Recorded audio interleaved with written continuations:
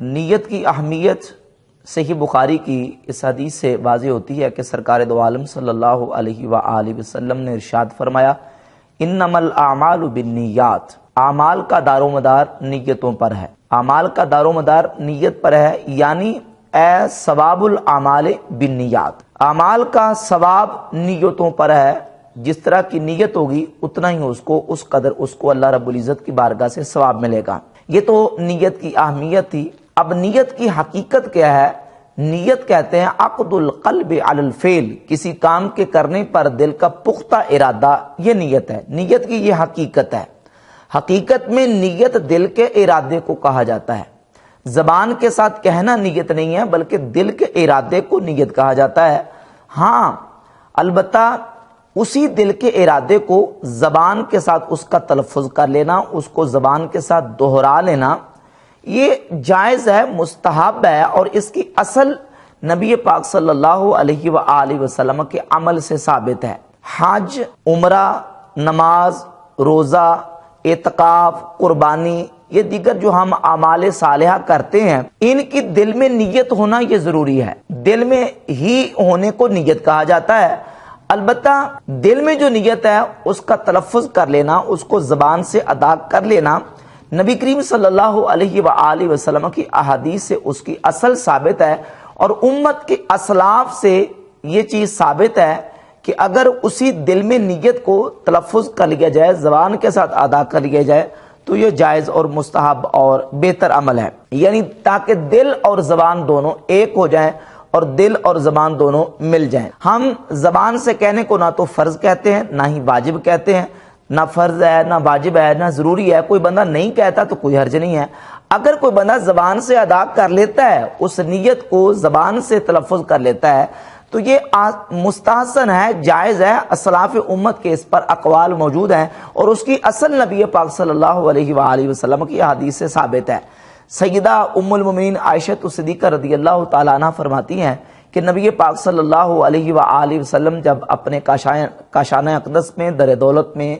تشریف لے آتے تو ازواج طیبات سے، امہات المومنین سے آ کے فرماتے کہ کیا کچھ چیز کھانے کو گھر میں موجود ہے؟ تو اگر ازواج طیبات یہ کہہ دیتی کہ حضور کھانے کو گھر میں کوئی چیز نہیں ہے، تو نبی پاک صلی اللہ علیہ وآلہ وسلم فرماتے انی صائم، تو پھر میں روزے دار ہوں۔ سنن ابی داؤد میں 2455، سنن نسائی، ترمذی اور صحیح مسلم میں بھی یہ روایت موجود ہے۔ تو حضور فرماتے انی صائم، تو میں پھر روزے دار ہوں۔ تو اب وہ جو نیت تھی حضور کے دل میں، اس کو نبی پاک صلی اللہ علیہ وآلہ وسلم اس کا تلفظ کرتے اور اپنی زبان اقدس سے اس کو بیان کر دیتے۔ تو وہ جو دل میں نیت تھی اس کو تلفظ کر کے زبان سے ادا کرنے کی اصل نبی پاک صلی اللہ علیہ وآلہ وسلم کی سنت سے ثابت ہوئی۔ غیر مقلدین کے بہت بڑے چوٹی کے پیشوا ہیں ناصر الدین البانی فتاوی البانیہ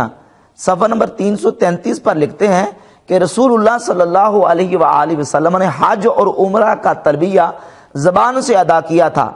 اور صحابہ کرام نے بھی ایسا ہی کیا تھا۔ اس لیے اگر کوئی حج کی نیت دل کے ساتھ ساتھ زبان سے بھی کر لے تو مستحب ہے، یعنی زبان کے ساتھ۔ اب یہ وہ لوگ جو کہتے ہیں نیت تو صرف دل کے ارادے کا نام ہی ہے، تو اس کو زبان سے نہیں کہہ سکتے۔ اب دیکھیں اس سے ثابت ہو رہا ہے کہ نیت اگرچہ حقیقت اس کی یہ ہے کہ زبان دل ہی کو کے ارادے کو کہتے ہیں، لیکن اس دل کے ارادے کا تلفظ کرنا اور زبان کے ساتھ ادا کرنا، اس میں کوئی ممانعت اور کوئی حرج نہیں ہے، بلکہ اصل نبی کریم علیہ الصلوۃ والسلام کی سنت سے ثابت ہے۔ یہ سعودیہ سے جو کتابیں شائع ہوتی ہیں حج و عمرہ کے موضوع پر، عبدالعزیز بن عبداللہ بن باز کا حج و عمرہ کے مسائل کے حوالے سے یہ رسالہ ہے، اس کے صفحہ نمبر 24 پر لکھتے ہیں کہ نیت لفظوں میں کرنا مشروع ہے۔ اگر عمرہ کی نیت ہے تو کہے لبیک عمرتن، یا کہے اللہم لبیک عمرتن، اور اگر حج کی نیت ہے تو کہے لبیک حجن یا اللہم لبیک حجن، اس لیے کہ نبی کریم صلی اللہ علیہ وآلہ وسلم نے ایسا ہی کیا تھا۔ تو عبدالعزیز بن عبداللہ بن باز نے بھی اس بات کو لکھا ہے کہ نبی پاک صلی اللہ علیہ وآلہ وسلم نے حج اور عمرے کے موقع پر جو نیت ہے اس کا تلفظ کیا ہے۔ تو اصل جب ثابت ہوگی تو دیگر جتنے نیک صالح اعمال ہیں ان کی جو دل میں نیت ہے اس کو زبان کے ساتھ بھی اس کا تلفظ کرنا یہ بالکل جائز ہے۔ امام ابن المقری اپنی کتاب المعجم لابن المقری کے صفحہ 70 پر لکھتے ہیں کہ حضرت امام شافعی رحمۃ اللہ بہت بڑے امام ہیں، امام مجتہد مطلق ہیں، وہ جب نماز پڑھتے تو یہ کہا کرتے تھے کہ بسم اللہ موجہن لبیت اللہ مودبن بالفرد اللہ عز وجل اللہ اکبر، یعنی اللہ کا نام لے کر میں شروع کرتا ہوں خانہ کعبہ کی طرف اپنا رخ کرتے ہوئے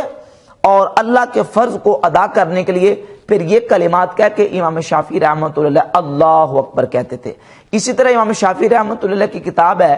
کتاب الام، اس کی پہلی جلد کے صفحہ 90 پر امام شافعی رحمۃ اللہ نے پورا باب قائم کیا ہے نیت الصلاۃ کے عنوان سے، اور اس میں نیت کے مسائل بیان کرتے ہوئے ساری ڈیٹیل بیان کی ہے۔ اس سے بھی یہ بات پتہ چلتی ہے کہ امام شافعی رحمۃ اللہ زبان کے ساتھ نیت کے تلفظ کو یہ درست اور جائز سمجھتے تھے۔ امام ابن مندہ کی کتاب ہے الفوائد جلد ایک صفحہ 26 پر موجود ہے کہ حضرت انس ابن مالک رضی اللہ تعالی عنہ بھی جب روزے کی نیت کرتے تھے تو اس کا تلفظ کرتے تھے، اس کو الفاظ ادا کر کے حضرت سیدنا انس ابن مالک رضی اللہ تعالیٰ عنہ کی ذات گرامی قدر اس کا تلفظ کرتے تھے۔ یہ حضور سیدنا شیخ عبد القادر جیلانی غوث پاک سرکار رضی اللہ تعالیٰ کی کتاب ہے غنیۃ الطالبین جلد نمبر 2 صفحہ نمبر 199 پہ لکھتے ہیں کہ ینبغی للامام اللہ یدخل فی الصلاۃ ولا یکبر،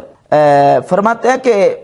امام کے لیے مناسب یہ ہے کہ وہ اس وقت تک نماز میں داخل نہ ہو اور تکبیر نہ کہے حتیٰ ینوی الامامت بقلبہ، حتیٰ کہ وہ اپنے دل میں اس کی نیت کر لے، وَإِن تَلَفَّظَ ذَلِكَ بِلِسَانِهِ كَانَ أَحْسَنَ، اگر وہ جو نیت دل میں ہے ان تلفظ ذالک بلسانہ، اگر اس دل میں نیت کو اپنی زبان کے ساتھ اس کا تلفظ کر لے کان احسن، تو یہ بہتر ہے، یہ اچھا ہے۔ تو ثابت ہوا کہ اسلاف امت سے شیخ عبد القادر جیلانی غوث پاک سرکار رضی اللہ تعالیٰ سے، امام شافعی حضرت سیدنا انس بن مالک رضی اللہ تعالیٰ عنہ سے، اور نبی پاک صلی اللہ علیہ وآلہ وسلم کی احادیث سے جو زبان کے ساتھ نیت کے تلفظ کرنے کا ثبوت ہے، اس سے یہ بات بالکل واضح ہوتی ہے کہ نماز ہو، حج ہو، عمرہ ہو، قربانی ہو، اعتکاف ہو،